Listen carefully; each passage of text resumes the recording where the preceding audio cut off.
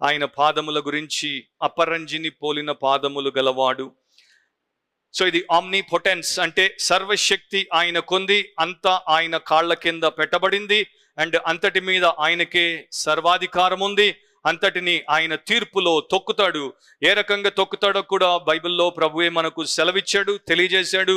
ఈ ప్రకటన గ్రంథం 19వ అధ్యాయం 15వ వచనం ఈ రకంగా రాయబడింది: జనములను కొట్టుటకై ఆయన నోట నుండి వాడిగల ఖడ్గము బయలు వెడల్చున్నది. ఆయన ఇనుప దండముతో వారిని ఏలును. ఆయనే సర్వాధికారియగు దేవుని తీక్షణమైన ఉగ్రత అను మద్యపు తొట్టి త్రొక్కును. సో దేవుని యొక్క, అది కూడా సర్వాధికారియగు దేవుని తీక్షణమైన ఉగ్రత అంటే ఆయన యొక్క టెరిబుల్ రాత్, లేకపోతే ట్రిమెండస్ యాంగర్తో కూడుకున్నటువంటి మద్యపు తొట్టిని, ఒక తొట్టిలో మీరు కొన్ని వేల ద్రాక్షలు వేసి దాంట్లోనికి ఒక బలమైనటువంటి సూమోను దించితే ఆ సూమో ఏ రకంగా తొక్కుతాడో అవి అన్ని కూడా ఏ రకంగా చిదిగి పగిలిపోతాయో ఆ రకంగా యేసు ప్రభు ఒక రోజున తన అపరంజిని పోలిన ఇత్తడి పాదములతో బలమైన సాలిడ్ స్టేబుల్ ఫీట్తో తొక్కుతాడని బైబిల్ చెప్తోంది.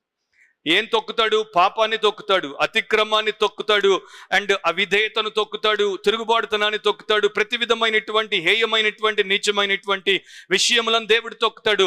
ఒకటి, చాలా మంది అనుకుంటారు దేవుడు ఏం చేయట్లేదు, దేవుడు మౌనంగా ఉన్నాడు, దేవుడు మా జోలికి రావట్లేదు. కరెక్ట్, దేవుడు మనలాంటి వాడు కాదు. దేవుడికి మూడు స్వింగ్ ఉండదు. మనల్ని ఎవరైనా ఏమన్నా అంటే వెంటనే మనం రెస్పాండ్ అయిపోతాం. కానీ దేవుడు ఎవరైనా వారిని బిలియన్ టైమ్స్ కూడా ఆయన్ని దూషిస్తే ఆయన 1000 years ఏమి అనకుండా సైలెంట్ గా ఉంటాడు. తర్వాత ఆయన యొక్క వైలెంట్ యాక్షన్ ని చూపిస్తాడు.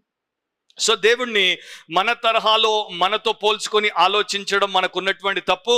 అందుకని మనం అనుకుంటాం మనం వెంటనే చేసేస్తాం, వెంటనే తిట్టేస్తాం, వెంటనే తన్నేస్తాం. కనుక నేను ఇంత చేసినా కూడా దేవుడు వెంటనే తిట్టట్లేదు, వెంటనే తన్నట్లేదు అని మనం అనుకొని ఇంకా మనల్ని మోసపుచ్చుకుంటాం. అది గుర్తుపెట్టుకోవాలి, దేవుడు మనలాంటి వాడు కాదు.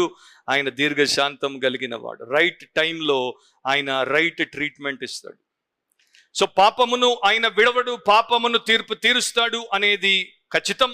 తుయతైరలో కావచ్చు, ఆసియాలో కావచ్చు, అమెరికాలో కావచ్చు, ఆఫ్రికాలో కావచ్చు, ఆఫ్ఘనిస్తాన్లో కావచ్చు, అర్మేనియాలో కావచ్చు, ఎక్కడ జరిగినా ఆ పాపమును తీర్పు తీర్చినప్పుడు ఆయన ఖచ్చితంగా తన అపరంజిని పోలినటువంటి పాదములతో లయము చేస్తాడు.